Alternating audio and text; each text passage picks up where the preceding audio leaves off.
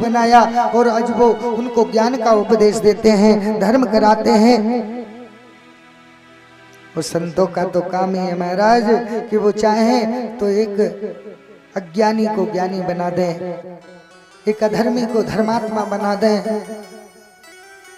और एक पापी व्यक्ति को जो है पुण्यात्मा बना दें। कि संत बिटा पे सर तासुर धरे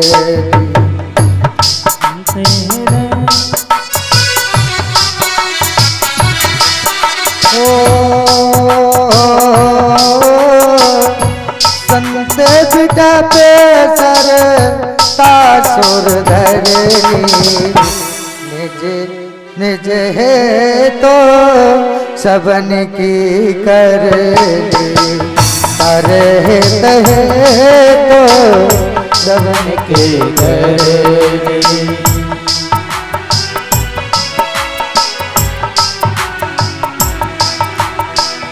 संत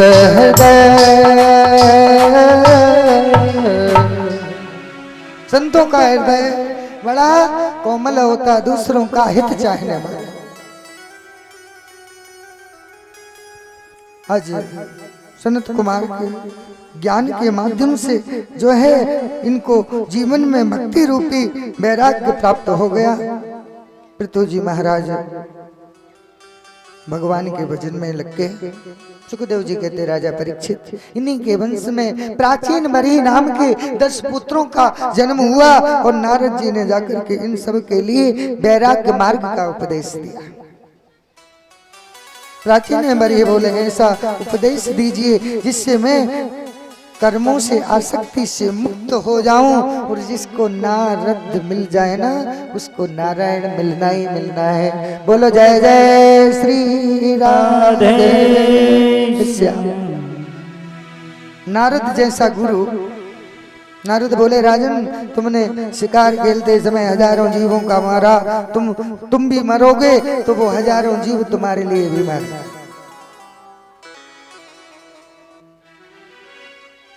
तुम उस नगर में बाहर बगीचा था, उसमें मनुष्य शरीर चंदन लगाते, शब्द करते, पक्षियों भौरों को झुंड घूमते, अनेक जलाशय और उन्हीं के वंश महाराज जाकर के आगे पुरंजन, पुरंजन माने इस शरीर और पुरंजनी माने बुद्धि। प्रज्ञान धीर पुरुष कौन है? स्त्री के कटाक्ष से मोहित होने वाला जो जीव है ना, जैसे कहा ना कि चंचल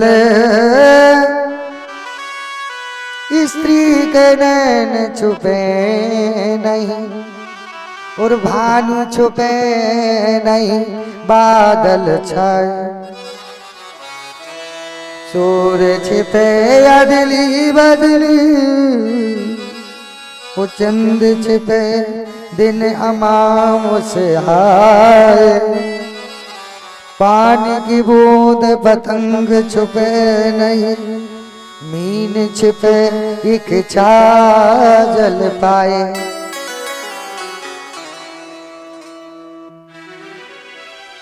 पुरंजन नाम के राजा पुरंजनी पर मोहित हो गए। जब पूरी क्या है देही तो पुरंजन पूरी है, मन ही पुरंजन है और बुद्धि पुरंजनी है जो संसार के भोग चाहती है।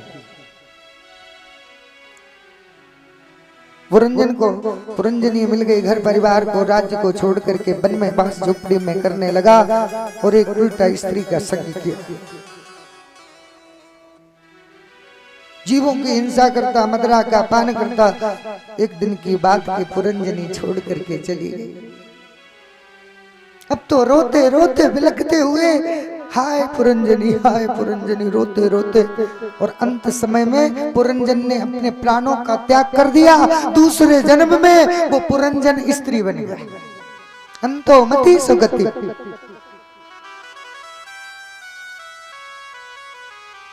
इसलिए भागवत में लिखा है तज्जन्मं तानि कर्माणि तानुताय मनो बचा नृणामेने विश्वात्मा सेवते हरीश्वर मनुष्य तभी है वह जन्म कर्म वही आयु वही तन तथा वही वाणी अपना ईश्वर से जोड़ दे।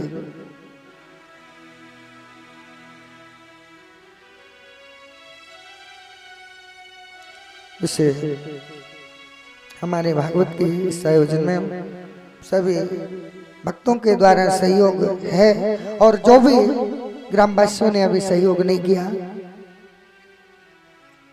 भागवत जी पर कल्ले माते कुशवाहा जी कड़ेसरा से ने 100 रुपया भागवत जी पर अपना दान किया है।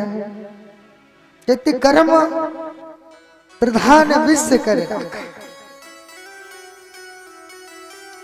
और जो जैसे करे सो तस फल चाखा। किसी को कर्माण्य अधिकार तुम फलेषु कदाचन, इसलिए जीवन मिला है तो क्या करें, करने ते कर राम पद पूजा, करे करे राम पद पूजा। राम भरोस हृदय नहीं दूजा, राम भरोस हृदय नहीं दूजा। राम भरोस हृदय नहीं दूजा। अगर भरोसा कहीं है संसार में ना तो उस राम का ही है, इसलिए उस राम का भरोसा कर लो। जीवन में तुम्हारा उद्धार हो जा। अंतिम समय में एक नाम से जीव का उद्धार हो जाता है। आगे चल के महाराज प्रियाव्रत के वंश का वर्णन करते हैं। प्रियावंश के वंश में महाराज अग्निद हुए। अग्निद के वंश में महाराज नाभि, और नाभि के यहाँ पर महाराज बड़ा भक्त थे नाभि नाम के राजा। कोनु तत्कर्म राजर्षि आचार्य बावदत्पुना आपत्ति कामदस्य हरि शुद्धे न कर्मण। राजर्षि नाभि के द्वारा किए गए कार्य को कौन नहीं जान सकता। इतने धर्मात्मा थे जिसके यज्ञों से ये पृथ्वी कुशा से पूरी पाट दी गई। इतने यज्ञ किए।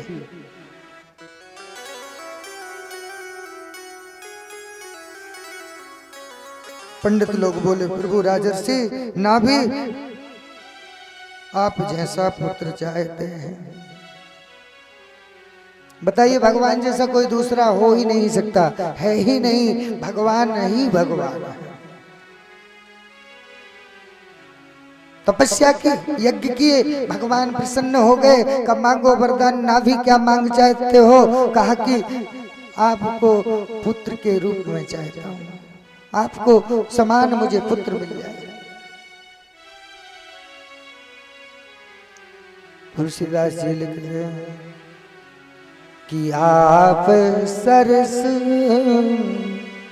खो जाए कहाँ जाओ, आप सरस खोजत कह जाओ। पता बताना ओ मैं आई,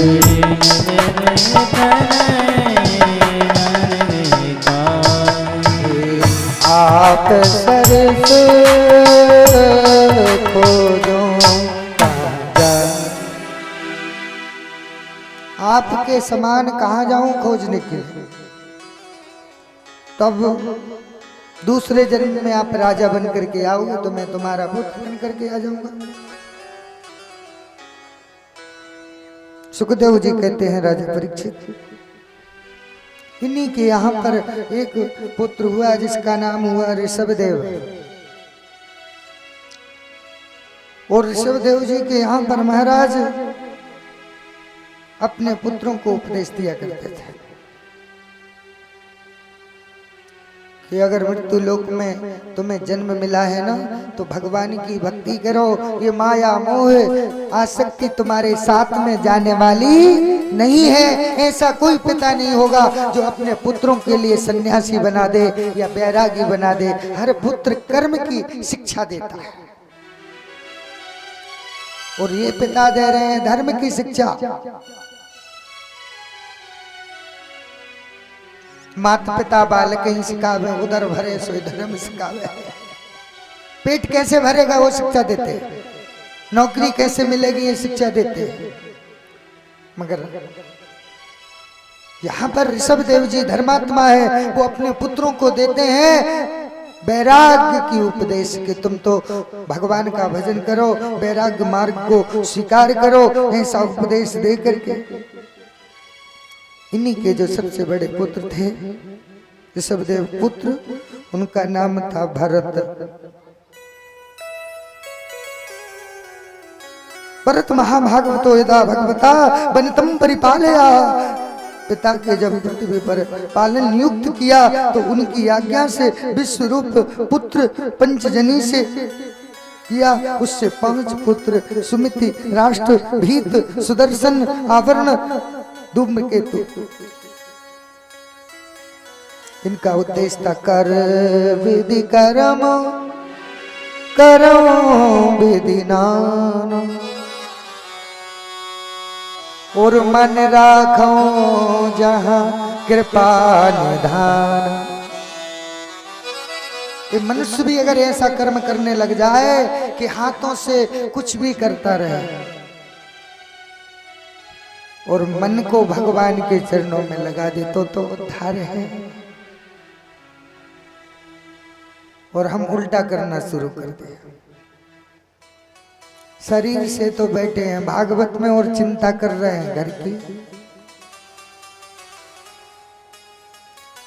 मिट्टी के शरीर से बैठे हुए हैं कथा में, और ये जो मन है ना इसको लगाए हुए हैं चंचलता में, इधर उधर भटक रहा है। तो कहा कि ये ना मिलेगा और वो भी नहीं मिलेगा, क्योंकि वो तो सपना है ये, और इस साकार को हम प्राप्त नहीं कर पा रहे। यहाँ रह करके भी जब ऐसे भाव बन जाते हैं,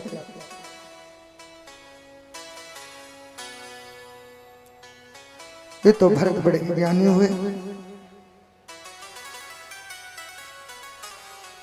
आज एक दिन भरत जी घर परिवार को छोड़ करके नदी के गंडकी नदी के पावन तट पर चले गए। वहां पर तपस्या करते, भजन करते, गायत्री जाप करते, सूर्य नारायण को अर्घ देते। एक दिन की बात कि जैसे ही वो सूर्य नारायण को अर्घ दे रहे थे, उसी समय गर्भवती हिरणी दौड़ती दौड़ती गंडकी नदी में से पलांग करके उस पार पहुंची। उतने ही समय उसका बच्चा जो उस नदी में स्खलित हो गया, उसके बच्चा उसमें नदी में गिर गया। अब तो भरत जी सूर्य नारायण को प्रातः काल अर्घ दे रहे थे। उस गंडकी नदी, जो गंडकी नदी है ना, जिसके पावन सानिध्य में भगवान सालक राम प्राकट होते हैं।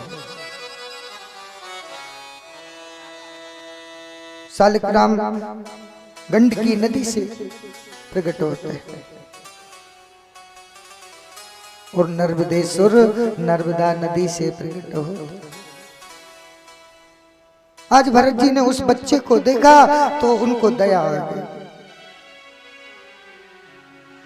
कभी कभी दया का भाव भी जीवन में जीव को दुखदायी बन जाता है। हमने तो देखा है कि इस कलयुग में दया बिन संत कसाई, और दया करी तो आफत आई।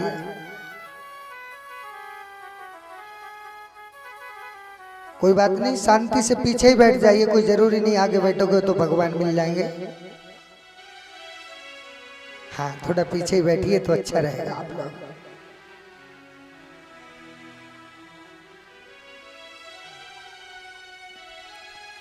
भरत जी को दया आ गई और दया का भाव बना, तो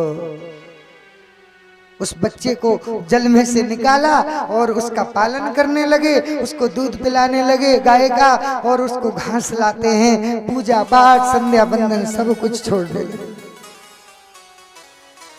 धीरे धीरे वो बच्चा हो गया, बड़ा होने लगा। तो उसी समय पूजा पाठ को छोड़ करके उसमें माया मोह लग गई।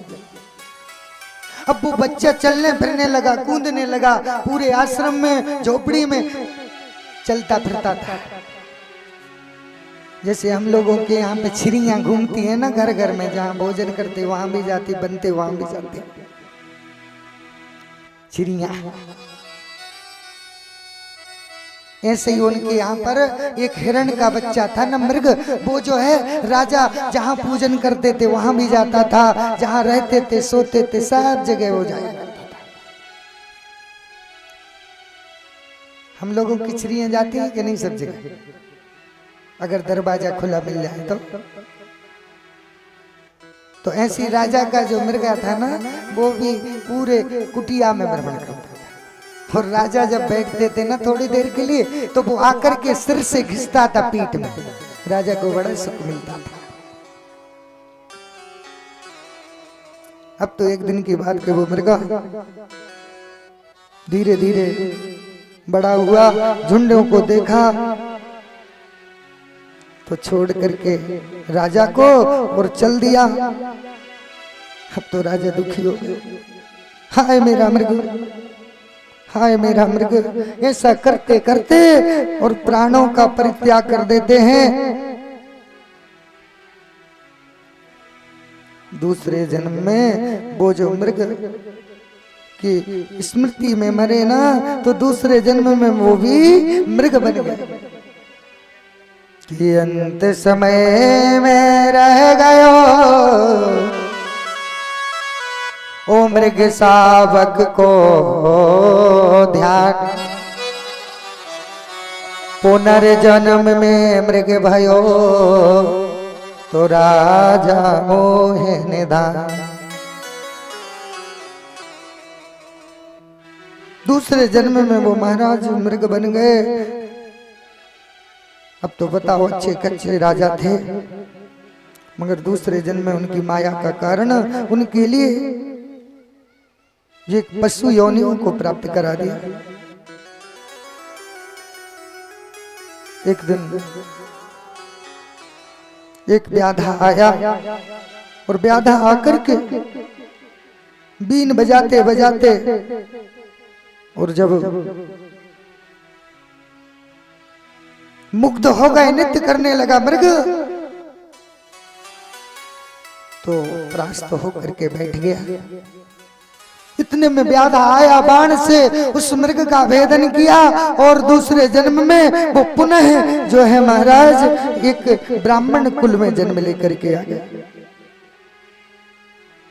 उसका नाम पड़ा जडभरत। इस जन्म भी अवधूत वेश में रहा करते थे। एक दिन की बात कि भाइयों ने कहा कि जाओ तुम खेत पे हल जोत करके आ जाओ। गए, चारों ओर खेत के हल जोत दिया और चले आए। एक दिन कहा कि जाओ रखवाली करना, तो सारे जितने भी चिड़िया थी, पक्षी थे, उन सबको खिला रहे हैं और बड़े प्रसन्न हो रहे हैं। सभी घर वालों ने इनको घर से निकाल दिया। एक दिन वन में भ्रमण कर रहे थे, तो उसी समय एक राजा ने नरबलि देने का संकल्प किया था। तो एक अनाथ बालक को रख रखा था, किसी के माता पिता नहीं थे, कोई पालन करने वाला नहीं, तो एक अनाथ बालक को पकड़ के लाए, उसका पालन करने लगे। कुछ दिन बाद में वो बड़ा होने लगा, अष्टपुष्ट हो गया, गांव में चलता था तो लोग देख करके जलते थे। कहा कि तू सीना तान करके चल ले, एक ना एक दिन तो तेरी बलि चढ़ना ही है। ये बात जैसी सुनी तो वो बच्चा जो है उनका घर परिवार छोड़ करके राजा का और भाग गया। अब तो राजा उदास हो गए, क्योंकि नरबलि देनी थी पुत्र प्राप्ति के लिए काली जी को। तो उसी समय अपने दूतों को भेज दिया का जाओ किसी नरबलि को खोज करके लाओ। तो जडभरत घूम रहे थे अवधूत वेश में, और लाए और राजा के पास में पेश कर दिया। तो बड़े बड़े राजा महाराजा ब्राह्मण मिलकर के काली जी के पास में खिला पिला करके उनको और बलि चढ़ाने लगे। अंतिम में पूछा कि अब और कोई इच्छा तो नहीं?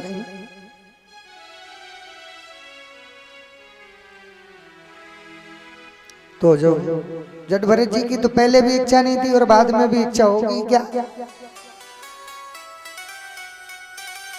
बलि चढ़ाने के लिए जब तलवार निकाली एक राजा ने, जब खड़ग दस के हाथों में काली ने रंग दिखाया है, सारे राजाओं को मार दिया। सब राजाओं को मार करके कि हाहाकार मचाया है।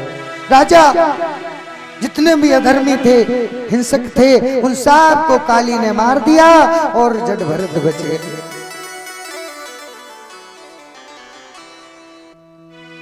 कि जाको राखे साइया और मार सके ना कोई, बाल नबा को कर सके जो जग बैरी हो। ऐसा जिसको ईश्वर कृपा करता है ना, उसको कोई नहीं मार सकता। कृपा है ठाकुर जी।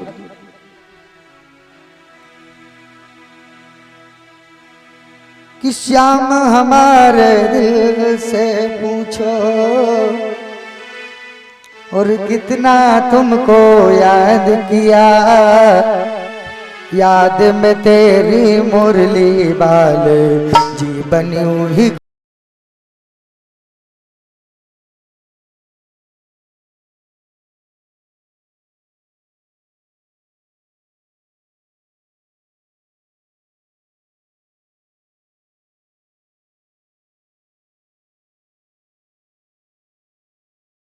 की भक्ति में हम लोगों को नृत्य करना चाहिए। जैसे हमारे शिष्य लोग भगवान का भजन होता है तो खूब नृत्य करते हैं, तो ऐसे आनंद नहीं कुछ। अब तो आज वैसे भगवान आएंगे जब हम भगवान के लिए खूब खुशी होकर के भजनों में नृत्य करेंगे। थोड़ा खड़े हो जाएं आप लोग। श्याम हमारे दिल से पूछो कितना तुमको याद किया, याद में तेरे मुरले वाले जीवन ही गुजार दिया, याद में मुरली जीवन गुजार दिया, जीवन मुरली वाले जीवन तो गुजार दिया। हरि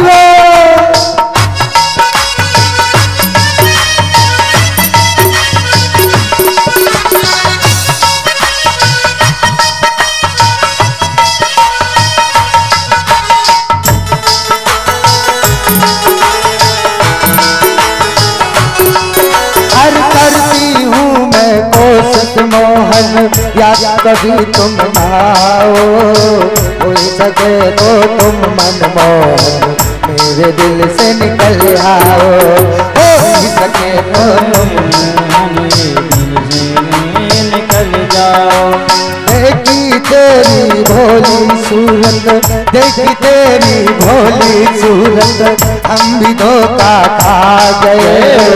मोहन तेरी मीठी मीठी बातों नहीं तो आवाज, पछताती हूँ बनवारी में, पछताती हूँ बनवारी में, फिर भी तेरा नाम लिया, याद में तेरे मुरली वाले तो गुजार दिया, याद में तेरे मुरली वाले जीवन तो गुजार दिया।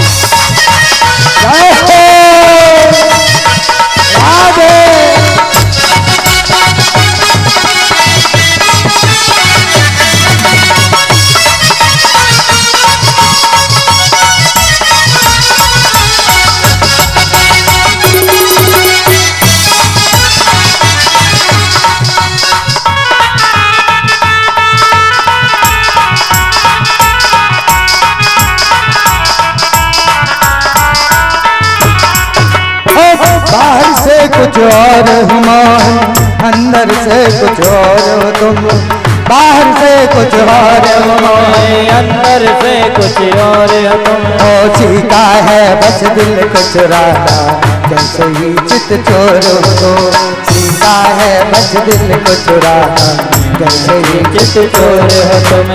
बनवारी में हार गई हूँ, बनवारी में हार गई हूँ, फिर तेरा इतबार किया, याद में तेरे मुरले वाले जीवन गुजारिया, याद में तेरे मुरले वाले जीवन यूं ही गुजार दिया, याद में तेरे मुरले वाले जीवन यूं गुजारिया, याद में तेरे मुरले वाले जीवन यूं ही गुजार दिया।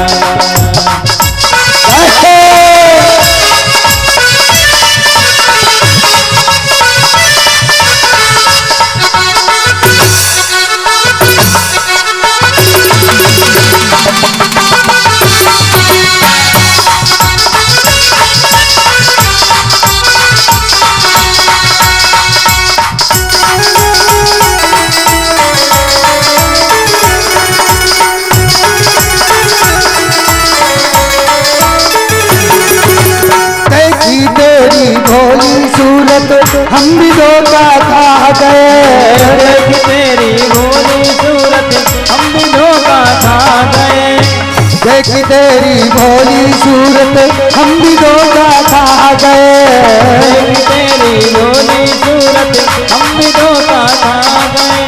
मोहन तेरी मीठी मीठी बातों नहीं तो हम आ गए, मोहन तेरी मीठी मीठी बातों में हमें आ गए। बनवारी में हार गई हूँ, बनवारी में हार गई हूँ, फिर भी तेरा नाम लिया, याद में तेरे मुरले वाले जीवन गुजार दिया, याद में तेरे मुरली वाले जीवन यूं ही गुजार दिया, याद में तेरे मुरले वाले जीवन यूं ही गुजार दिया, याद में तेरे मुरली वाले जीवन यूं ही गुजार दिया, जीवन यूं ही गुजार दिया। जय जय श्री राधे श्याम। सभी लोग बैठ जाएं। और जट भरत जी एक दिन भ्रमण कर रहे थे कि एक सुंदर से वीरपति का राजा जिसका नाम राहुगण, उसकी पालकी का एक कहार कम हो गया, पालकी ढोने वाला, तो जट भरत को पकड़ा और पालकी में लगा दिया, पालकी ढोने लगे। अब तो कहीं भी चींटी दिखती है ना, कोई जीव दिखता है तो वो छलांग मार करके आगे बढ़ जाते, पालकी डगमगा जाती है। बार बार राजा पालकी में से डांटता है, अरे कहाँ रो, तुम्हें चलना नहीं आता, मेरी पालकी गिराओगे क्या? सभी शिकायत करते, महाराज ये जो नया कहार आया ना इसको चलना नहीं आता, इसलिए पालकी डगमगा जाती। राजा उतरा और डांटने लगा, अरे बता तुझे चलना नहीं आता? सोतल्य कर्णम व्याधश्च चुत्रश्च कलरिच्छा जरा च निद्रारते यन्नुमदं शुचो में देहे न जातस्य न सन्ति। हे राजन, शरीर का मोटापन, दुबलापन, मानसिक रोग, भूख, प्यास, भोग, संतान उत्पत्ति, ये सब शरीर के कर्म है। जहाँ स्वामी सेवक का भाव होता है वहां पर आज्ञा पालन का नियम लागू होता है, और जहाँ बराबरी का महत्व होता है वहां आज्ञा स्वीकार नहीं की जा सकती। तुम राजा अपने आप को समझते हो राजा, अभी तुम्हें पता ही नहीं ये शरीर नहीं हूं मैं। आपका नाम क्या है? तो मेरा नाम है जीवात्मा। मैं शाश्वत हूं, जो अमर हूं वो है जीवात्मा, और जो मरने वाला है वो है शरीर। ना हम बिसंग के सुरराज बच्चों,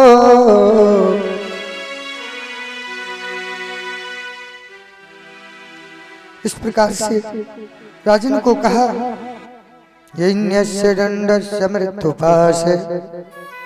ब्राह्मण देव, लगते हो तुम तो ज्ञान की बातें करते हो, यज्ञोपवीत धारण किए हो, अपना परिचय दीजिए, मुझे लगता है आप कोई ब्राह्मण है। जट भरत वाच कहने लगा, वेद वेद वेद वादन नदस्तयो नाति वेदाम वरिष्ठम। हे राजन, विद्वान होने पर भी विद्वान जैसा अभिमान नहीं रखना, किंतु इसमें तुम श्रेष्ठ हो। सत्य पंडित लोग स्वामी सेवक के व्यवहार को सत्य बताते हैं। सपने में दृष्टांत, किसी का कोई सिर काट रहा हो और वो चिल्ला रहा हो, बचाओ मुझे बचाओ, उसका कष्ट दूर नहीं हो सकता। कि जो सपने सिर काट कोई रो रहा है कि मुझे छोड़ दो, मुझे बचा लो, मगर जब वहां कोई हो तब तो बचाएगा। कोई बचाने वाला है नहीं। कैसे उस कष्ट से मुक्ति मिलेगी? कभी न जागे न दूर दुख होई। वो सपने के दुख से जब तक मुक्ति नहीं मिलने वाली, जब तक हम जगेंगे नहीं। जैसे आप लोग ही हैं, खूब सो रहे हो नींद में और कोई सपने में तुम्हें मार रहा हो, तुम्हारा सिर काट रहा हो, है ना, तो तुम चिल्लाओगे वहां की नहीं?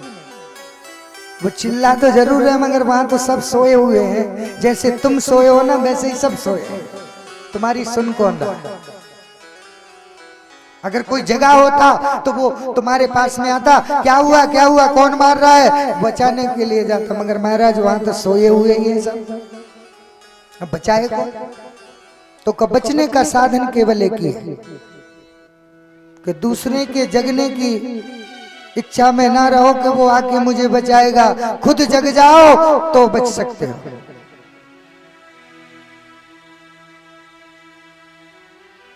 ऐसे जड़ भरत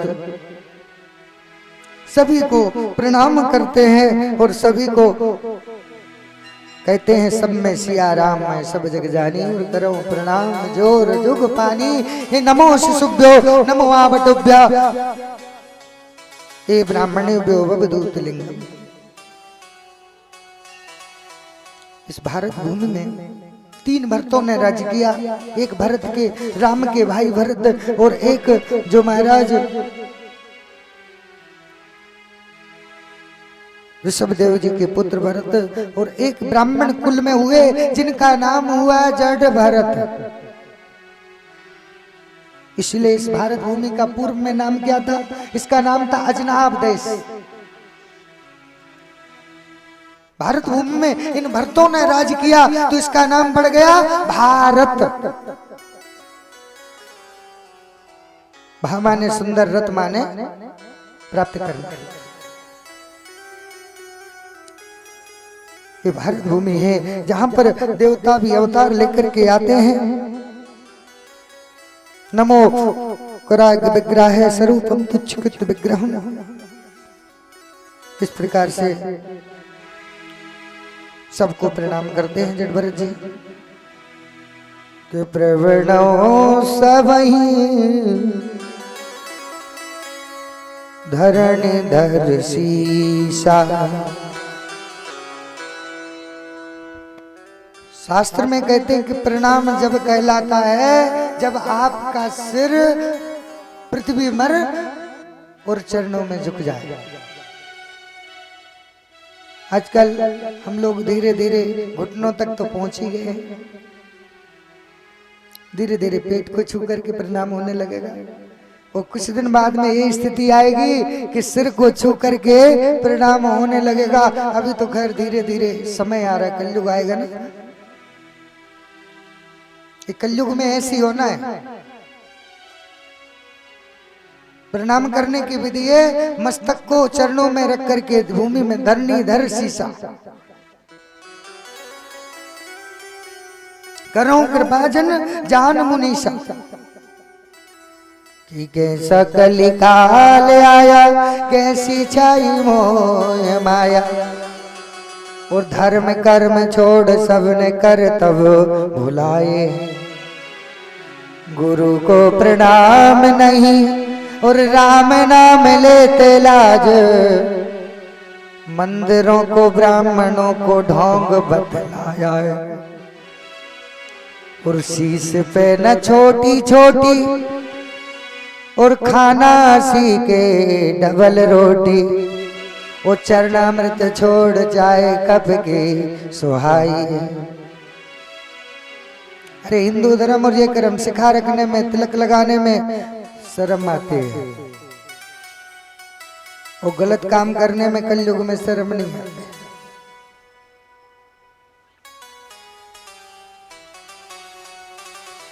भरत जी ने सबको धरनी में सिर रख करके प्रणाम किया। भरतात्मजम सुमंत्री नाम के राजा हुए। भूगोल खगोल ऊपर के 7 लोग, नीचे के 7 लोगों का वर्णन सूर्य के रथ की वर्णन करते हुए,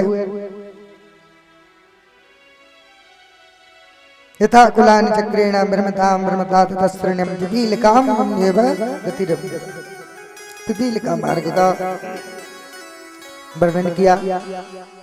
अंतिम में नरकों को और बता दें तो पंचम स्कंद में 28 प्रकार के नरक बनाए गए। जो जो जीव जैसे कर्म करता ना, वैसे जीवों के लिए स्पेशल नरक बनाए गए। ये नरक है कहाँ? दक्षिण दिशा में बैतरणी के उस पार नरक है। जो जैसा कर्म करता वैसे फल का भुगता होता है। सोकृते जायते जंतु सोकृते नेव विंद। जो जो कर्म जैसा करेगा उसका फल का भुगता वही होगा। पहले नरक का नाम है रोरो, दूसरे नाम नरक का नाम महारोरो, तीसरे नरक का नाम है रोक, जिसमें घमंड रहता हुआ जीव अज्ञानता वर्ष अपने संतों का, ब्राह्मणों का, गुरुजनों का अपमान करते हुए अपने आप में अभिमान करता है, उसको रोख नाम के नरक में भेज दिया जाता है। चौथा महारोख है, जहां पर शरीर का पोषण करते हुए भगवान को भी जीव भूल जाता है। ऐसे जीव को रोख नाम के नरक में भेज दिया जाता। पांचवा जो है स्मित पुत्र कुंभी पाक में भेज दिया जाता है, जहां गरम तेल में उबाला जाता है। लाल भक्ष नाम का नरक। एक ब्राह्मण था, उसकी कथा कही। अजामिलो नाम, एक अजामिल नाम का ब्राह्मण, कान को बजा दो जा कश्चित दासी पदे रजा मिला, नामना नष्ट सदाचार दास्या संसर्ग दूषिता। अजामिल का मतलब होता है अजा माने माया, मिल माने मिल जाता। इस ब्राह्मण का विवाह हुआ, पुत्र हुए, बड़ा विद्वान कर्मकांडी, मगर आज वो संगत में गलत पड़ गया। एक व्यभिचारिणी स्त्री का संग करने लगा, मदिरा का पान करने लगा, मांस का भक्षण करने लगा, जीवों की हिंसा करने लगा, चोरी करने लगा और घर परिवार को छोड़ करके वास करने लगा।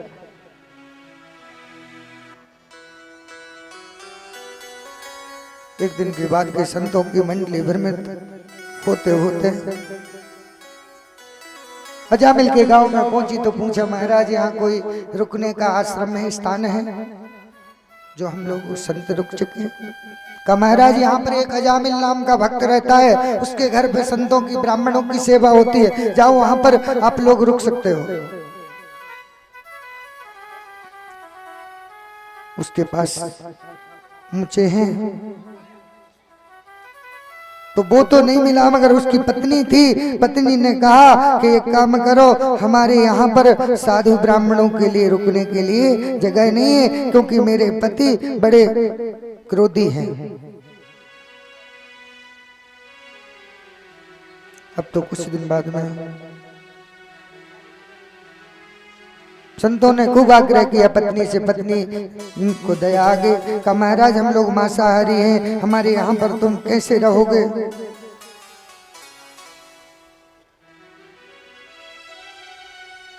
तो कहा महाराज हमें तुम्हारा कुछ नहीं चाहिए, हम तो अपना स्वयं भोजन बनाएंगे, ठाकुर जी को भोग लगाएंगे और भगवान का भजन करेंगे। तब संतों को रोक लिया। अजामिल एक सिर पर अपने कंधे पर मांस का कट्टा रख करके और जैसे ही लथपथ होते हुए और अपने घर पहुंचा है, तो वहां पर देखा कि भगुआधारी संत थे। अब तो वो दरवाजे से बाहर जैसे उनके वस्त्रों को देखा तो चिल्लाने लगा, इन संतों को इससे यहाँ पर किसने बुलाया, क्यों रखा? पत्नी पहुंची, मनाने लगे, कहा कि थोड़ा सा शांत हो जाइए।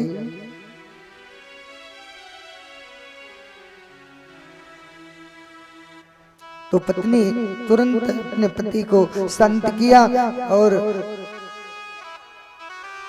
रात्रि में संतों ने उसकी पत्नी को बुला करके कहा तुम अपने पति देव को थोड़ा सा हमारे पास भेज दीजिए, जिससे कि मैं उनको कुछ समझा सकूं।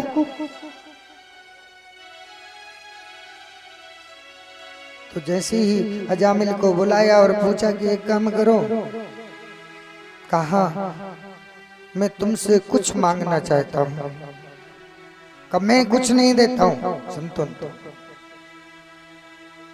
तो का कुछ ऐसा नहीं मांगूंगा जो देने में तुम्हें दुख हो। कहा कि बताइए, तब हाँ कहूंगा।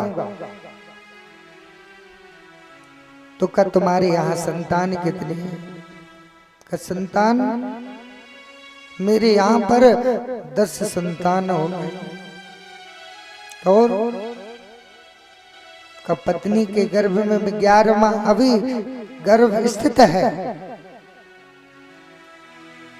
तो का एक काम करना ना, अब जो भी संतान का जन्म होना उसका नाम नारायण रख लेना, नारायण रख लेना।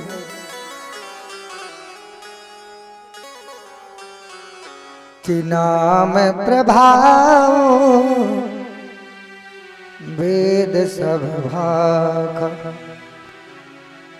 नाम का बड़ा प्रभाव होता है और हम लोगों के आजकल नाम ही गलत हो गए। तथा नाम तथा गुण, जिसका नाम अच्छा उसका काम अच्छा।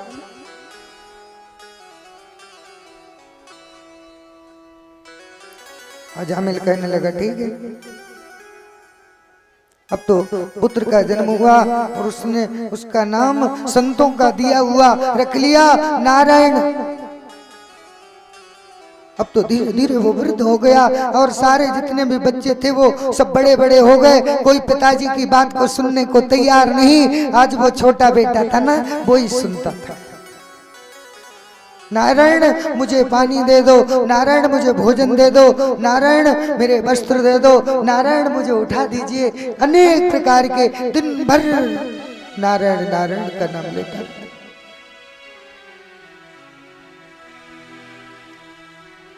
कि नाम तुम्हारा तारनहारे और कब तेरा दर्शन होगा। जिसकी रचना इतनी सुंदर वो कितना सुंदर होगा। नाम तुम्हारा तारनहार कब तेरा दर्शन होगा। जिसकी रचना इतने सुंदर वो कितना सुंदर होगा। सहयोग करते हुए नाम तुम्हारा तारनहारा कब तेरा दर्शन होगा। जिसकी रचना इतनी सुंदर वो कितना सुंदर होगा। जय हो।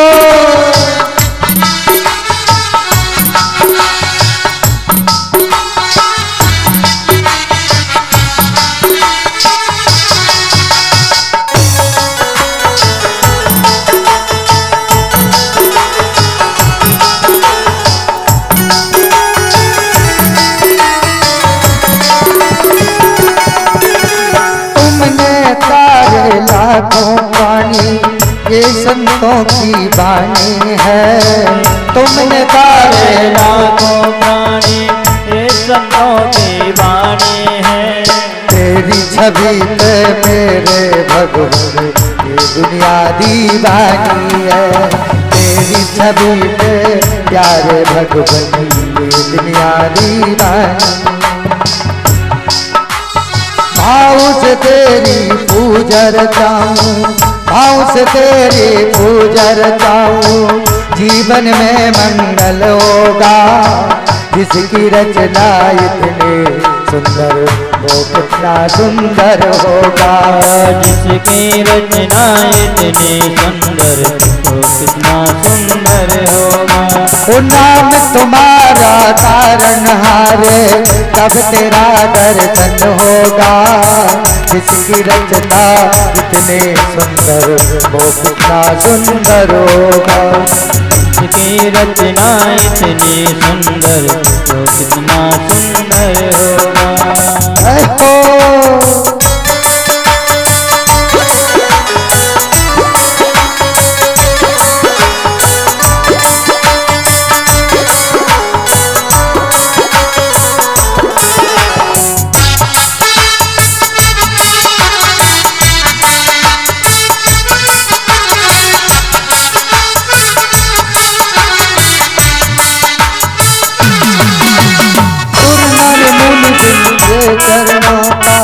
सुर नर मुनि जिनके चरणों का नित दिन ध्यान लगाते हैं। जो तुम्हारे दर पे आते मन बंधित फल पाते हैं।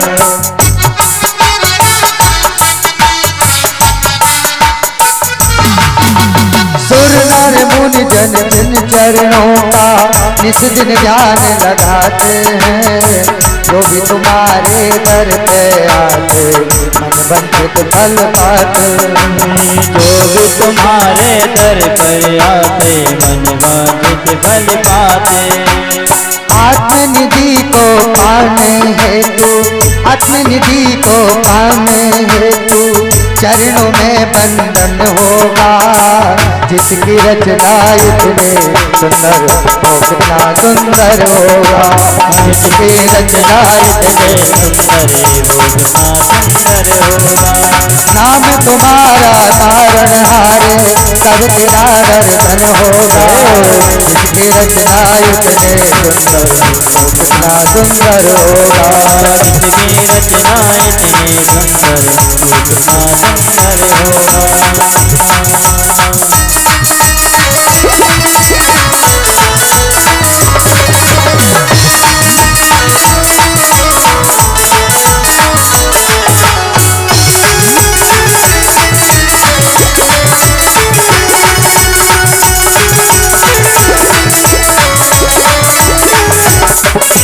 और देखिए जो हमारे श्रोता बंधुजन पीछे बैठे हैं ना, उनसे एक बार पूछ तो लूं कि कथा दिख रही कि नहीं। आप लोगों को कथा दिख रही ना? जो उधर बैठे हैं बिल्कुल लास्ट में, क्योंकि कुछ लोग पास में बैठना चाहते हैं जो कथा दिखती रहे, है ना। आप लोग पास में इसीलिए बैठे हो कि कथा अच्छे से दिखती रहे, है ना, इसीलिए ना। अब दूर वालों को तो अच्छे से दिख ही नहीं रही होगी कथा, क्योंकि वो बहुत दूर बैठे हैं। आप लोगों को ज्यादा अच्छी दिख रही है। अब सुनाई पड़ रही है कि नहीं ये नहीं कह सकता।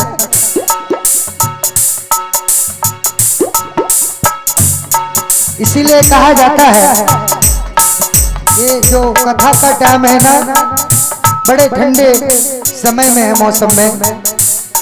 तो आप लोग अगर ऐसे बैठे रहोगे ना तो निद्रा देवी आप लोगों पर सवार हो जाएगी। इसलिए हाथों से तालियां बजाते हुए और थोड़ा सा धीरे धीरे मटकते हुए और भगवान के चरणों में अपने मन को अटकते हुए दीन दयाल दया के सागर जग में नाम तुम्हारा है। दीन दयाल दया के सागर जग में नाम तुम्हारा है। दीन दयाल दया के सागर जग में नाम तुम्हारा है। दीन दयाल दया के सागर जग में नाम तुम्हारा है। तुम बिन मेरे बाल कृष्ण यहाँ कोई नहीं हमारा है। तुम बिन मेरे बाल कृष्ण कोई नहीं हमारा है। अब सागर से पार उतरना, अब सागर से पार उतरना गीता का सरगम होगा। अब सागर से पार उतरना गीतों का सरगम होगा। जिसकी रचना इतने सुंदर होगा। जिसकी रचना इतनी सुंदर कितना सुंदर होगा। नाम तुम्हारा तारण हारे, नाम तुम्हारा तारण हारे, तब तेरा दर्शन होगा। जिसकी रचना इतनी सुंदर तो कितना सुंदर होगा। जिसकी रचना इतनी सुंदर तो कितना सुंदर होगा। कितना सुंदर होगा, तो कितना सुंदर होगा। जय जय श्री राम, जय श्री। और जिसको कथा न दिख रही हो वो हाथ ऊपर करे। कौन को नहीं दिख रहे? सुखदेव जी कहते राजा परीक्षित इस प्रकार से अजामिल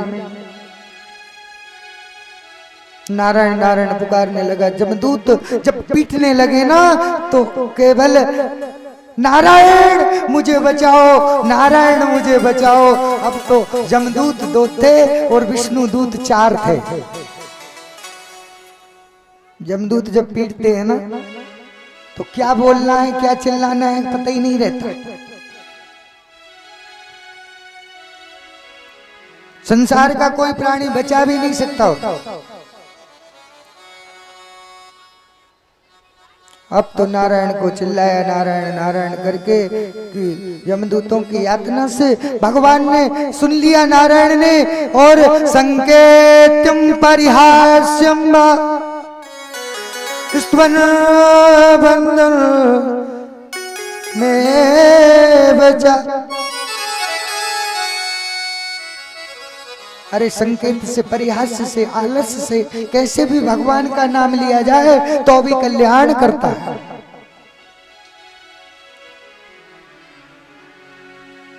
थोड़े बच्चों को शांत करके रखिए, जो है अपनी टॉफी की कथा कहने लग जाते हैं। नहीं अगर आप लोग शोर करेंगे बच्चों तो पीछे भेज देंगे, फिर टॉफी मिलेंगी नहीं। इसलिए शांत बैठे।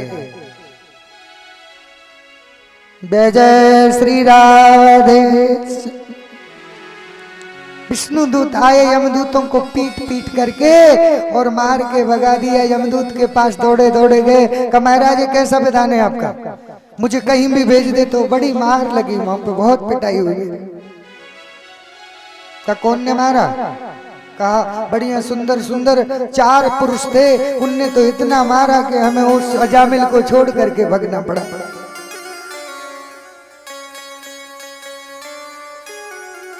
और आज वह अजामिल को एक विष्णु लोक से विमान आया, विष्णु के दूत लेकर के उनको पावन गोलोक धाम को ले गए। सुखदेव जी कहते राजा परीक्षित हम भी जीवन में अजामिल की तरह ही हैं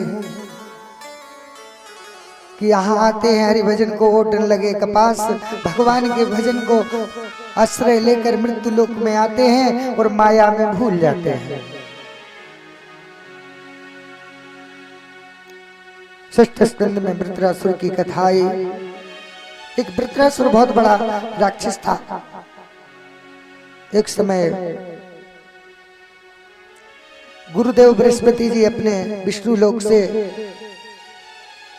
विष्णु भगवान को दर्शन दे करके आ रहे थे कि उनने बढ़िया सुंदर एक गजरा माला पहना दी। उस माला को पहनाया और इंद्रलोक से गुरुदेव गुजर रहे थे।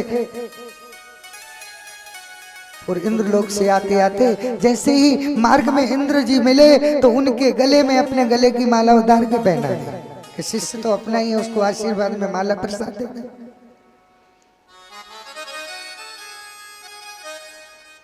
आजकल हम लोग तो घृणा करते हैं कि जूठा किसी का क्यों खाओ। गुरुजनों का, संतों का प्रसाद वृंदावन में मिलेगी, जो रसकों की जूठन प्रदादी वही जीविका का गुजारा करेगा। हम लोग तो गुरुजी लोगों से भी ज्यादा ज्ञानी बनना चाहते हैं, बड़े बनना चाहते हैं। कहीं ऐसा नहीं है उनका जूठा पी लेंगे तो कहीं हमारे अंदर भी वो सद्बुद्धि आ जाए, संत बन जाऊंगा क्या होगा। आज भी हमारे वृंदावन धाम में संत समाज में और ब्राह्मणों में गुरु की महिमा है कि गुरु अगर अपना उच्छिष्ट प्रसाद भी शिष्य को दे दे तो उसको भी प्रणाम करके ग्रहण करते हैं।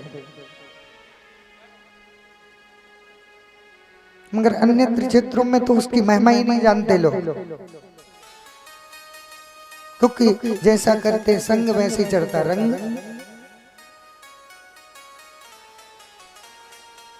कपड़ा को जब ज्यादा मैला हो जाता है ना तो उसको साबुन से घिस घिस करके फट जाएगा, मगर वो पुनः साफ नहीं होगा।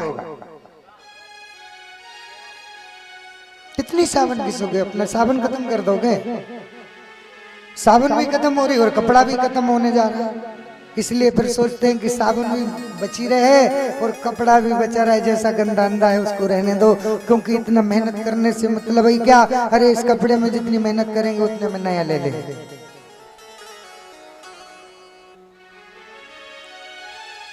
तो इसी प्रकार से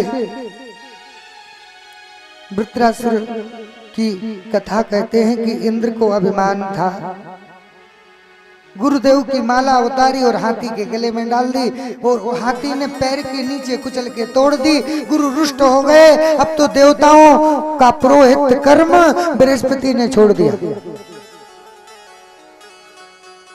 कि गुरु पीढ़ी से उतरे शब्द विमुखा हो, ताखों काल घसीटिया राख सके ना कोई। जो गुरु रुष्ट जिसके हो गए उसको भगवान भी नहीं बचा सकते।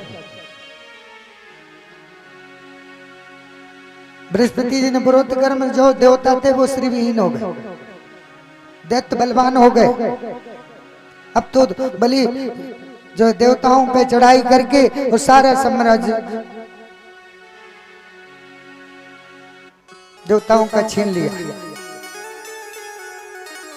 वृत्रासुर बड़ा बलवान हो गया, उसको गुरु बनाया। वो देवताओं को भी चाहता था और दैत्यों को भी चाहता था।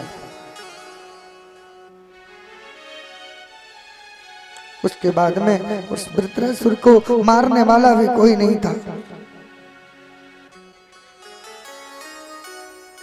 उसको मृत्यु लिखी थी दधीचि ऋषि की हड्डियों को ला करके जो अस्त्र बनेगा उससे ही जो है वृत्रासुर का वध होगा। विश्व रूप को गुरु बनाया, उससे नारायण कवच को ग्रहण किया। देवर्षि नारद संत से भी जब रावण कुंभकर्ण रामचंद्र जी ने मारा, तृतीय शिशुपाल दंतवक्त्र भगवान श्री कृष्ण के द्वारा वध हुआ, तो उसी वंश में हिरण्यकश्यपु नाम का एक दैत्य है जो बड़ा बलवान है, जिसकी पत्नी का नाम कयाधु। आज वो तपस्या करने के लिए मंदराचल पर्वत पर चला गया, पत्नी को छोड़कर। पत्नी गर्भवती थी।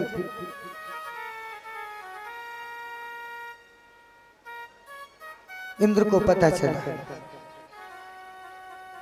तो कयाधु को मारने के लिए तैयार हो गए। इतने में नारद जी पहुंचे। नारायण नारायण, इस कयाधु को मत मारो, क्योंकि इस कयाधु के गर्भ में एक परम भागवत पुत्र है।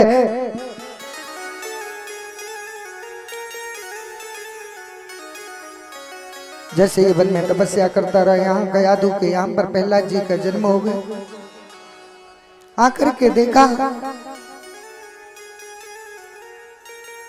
तपस्या ब्रह्मा जी की कर रहा था। ब्रह्मणे नमः, ब्रह्मणे नमः। ब्राह्मण देव प्रकट हो गए और कहा मांगो क्या मांगना चाहते। कहा मुझे दीजिए वरदान, मैं अमर हो जाऊं, मैं मरूं नहीं। का मैं अमरता का वरदान नहीं देता, मृत्यु लोक में जो भी है ना वो यहाँ आया है तो उसको मरना पड़ेगा। तो का ठीक है, ऐसा वरदान दो ना अस्त्र से मरूं ना शस्त्र से मरूं। तथास्तु। नर से मरूं ना सिंह से मरूं। का तथास्तु। का नीचे मरूं ना ऊपर मरूं। का तथास्तु। का बाहर मरूं ना भीतर मरूं। का तथास्तु। का दिन में मरूं ना रात में मरूं। का तथास्तु। का अब का न 12 महीनों में किसी महीने में मरूं। कहा तथास्तु। अब की बार में श्रावण का मास जो है लौन का महीना आ रहा है, पुरुषोत्तम मास अधिक मास श्रावण 2 पड़ेंगे। इसी अधिक मास में भगवान ने हिरण्यकश्यपु का वध किया था। 13वां महीना। 12 तो होते ही है, मगर 3 साल बाद में 1 महीना अधिक हो जाता है, उसका नाम पुरुषोत्तम मास है।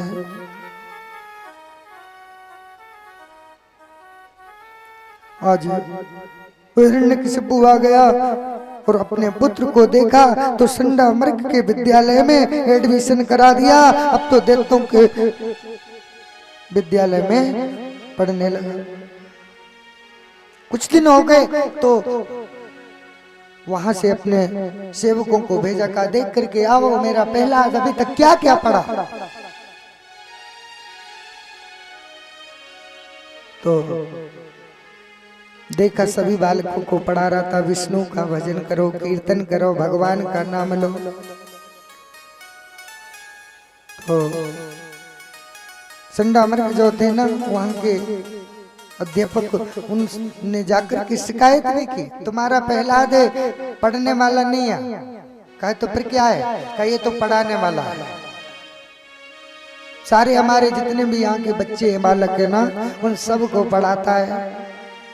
का भगवान का कीर्तन करो, भजन करो, वही तुम्हारे साथ जाए और कुछ साथ में जाने। और दैत्यों की विद्यालय में सिखाया जाता है मारो, काटो, छीनो, लूटो, दूसरे की निंदा करो, दूसरे की बुराई करो, दूसरे को दुख दो, मदिरा का पान करो, मांस का भक्षण करो। ये दैत्यों की विद्यालय के ज्ञान है।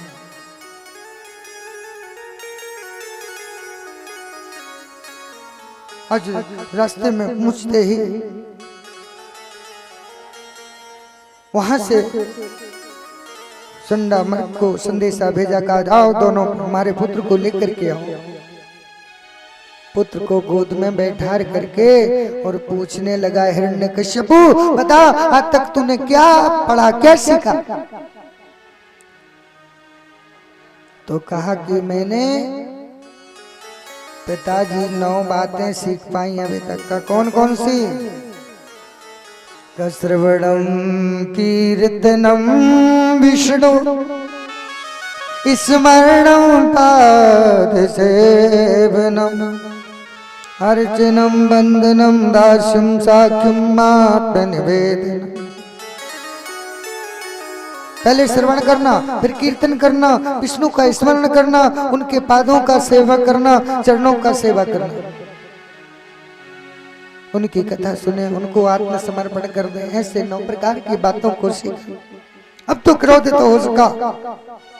हिरण्यकश्यपु ने बुलाया अपने एक मंत्री को, जाओ इसको पहाड़ से फेंकवा दो। पहाड़ से फेंकवा, कुछ भी नहीं। हाथी से कुछ लुआया, कुछ नहीं हुआ। गर्म पानी में कढ़ाई में पटकवा दिया, तब भी कुछ नहीं हुआ। और जब सारे उपाय समाप्त हो गए ना, उसी समय उसकी बहन होगी उदास बैठा था। कहा क्यों उदास हो भैया? कहा कि मेरे ये शत्रु है, ये जो है हमारे शत्रु का भजन करता है।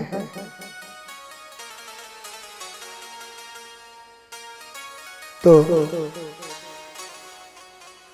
जब इस प्रकार से कहा ना तो बहन कहने लगी तुम चिंता क्यों करते, जब तक मैं हूं ना तब तक भैया तुम्हारे लिए कोई दुख नहीं हो सकता।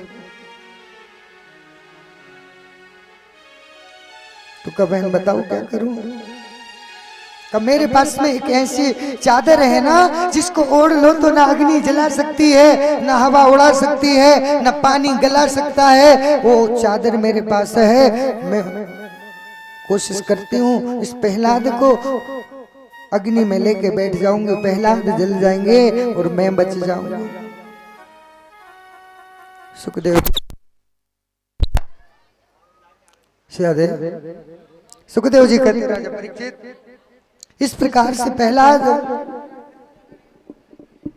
को लेकर के फागुन का महीना शुक्ल पक्ष पूर्णमासी तिथि उसी दिन होलिका दहन होना था और होलिका डुंडा नाम की जो बहन थी ना वो लेकर प्रहलाद को होली में बैठ गई। भगवान ने सरस्वती ने उसकी बुद्धि फेर दी।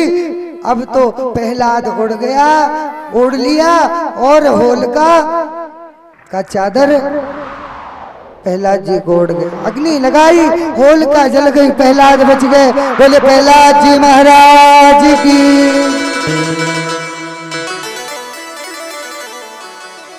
इस प्रकार से तभी से होली का महोत्सव मनाया जाने लगा। सब लोगों ने मिलकर के होली का प्रसंग, प्रहलाद की रक्षा। सुखदेव जी कहते हैं राजा परीक्षित मैंने छोड़ दिया जग सारा, मुझे मिला ना मुरली बाला। मैंने छोड़ दिया जग सारा, मुझे मिला ना मुरली बाला।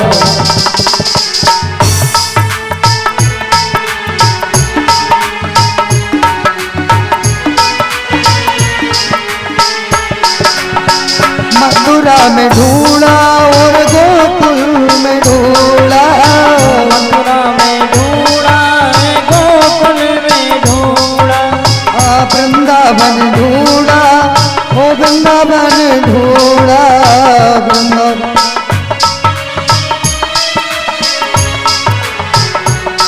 ढूंढा वृंदावन सारा, मुझे मिला नवल से बाला। ढूंढा वृंदावन सारा, मुझे मिला ना मुरली बाला। मैंने छोड़ दिया जग सारा, मुझे मिला न मुरली बाला। मैंने छोड़ दिया जग सारा, मुझे मिला न मुरली बाला।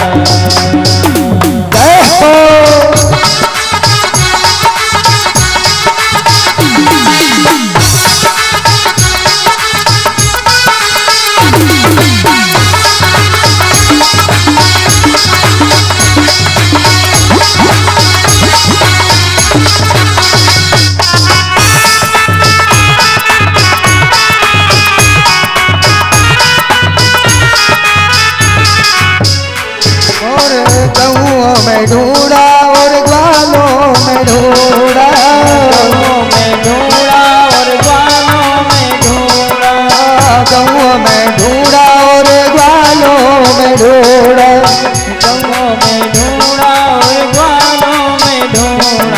ढूंढा यमुना किनारे, मुझे मिला न मुरली बाला। ढूंढा यमुना किनारा, मुझे मिला न मुरली बाला। मैंने छोड़ दिया जग सारा, मुझे मिला न मुरली बाला। मैंने ढूंढ लिया जग सारा, मुझे मिला न मुरली बाला। ओ मोर मुकुट पीतांबर सो है, मोरे मुकुट पीतांबर सो है। गल बैगंती माला तो है, गले बैगंती माला सोहे। मिला मुझे मिला न बंसी वाला, सुना न बंसी वाला, मैंने ढूंढ लिया जग सारा, मुझे मिला न मुरली वाला, मैंने ढूंढ लिया जग सारा, मुझे मिला मुरली वाला, मैंने ढूंढ लिया जग सारा, मुझे मिला न मुरली वाला, मैंने ढूंढ लिया जग सारा, मैंने ढूंढ लिया जग सारा, मैंने ढूंढ लिया जग सारा। जय जय श्री राधे श्याम।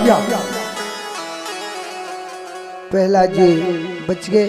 अब तो हिरण्यकश्यप अपनी खड़क को निकाल के कहने लगा, अब बता तेरा विष्णु किधर है, तुझे बचाने आएगा वो।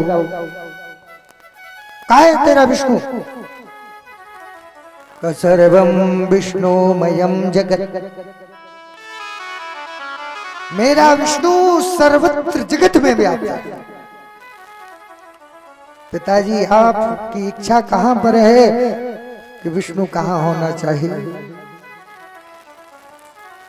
हरि व्यापक सर्वत्र समान,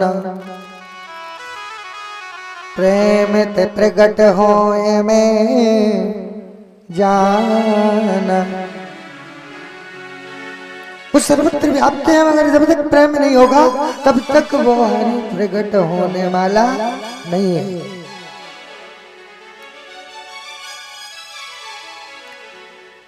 खड़क को निकाला, कस्मान स्तंभ दृश्यते का मेरा विष्णु इस खंभे में है। जैसे ही भक्त का इशारा हुआ वैसे भगवान प्रकट हो। तीव्र जोर से गर्जना करते हुए, क्योंकि मुख सिंह का है,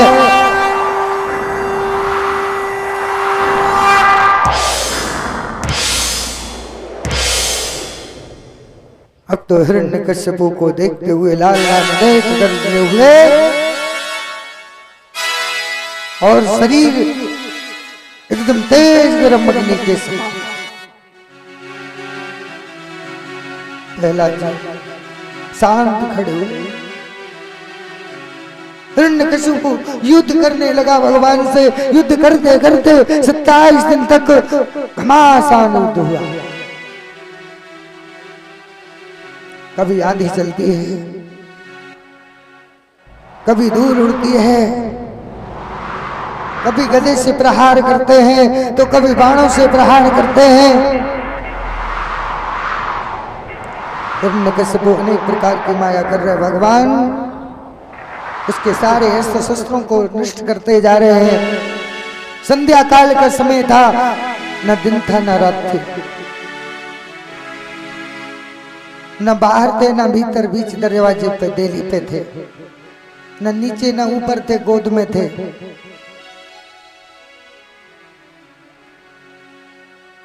न अस्त्र से न शस्त्र से, नाखूनों से भगवान नरसिंह ने उसके हृदय को विदीर्ण कर दिया और उसकी आंखें थी खींच करके गले में धारण भगवान ने कर ली। और उनको ये था मन में कि कहीं ऐसा प्रहलाद आत्मा बे जाए ते पुत्रा, इसके आंखों में कहीं और भी ना हो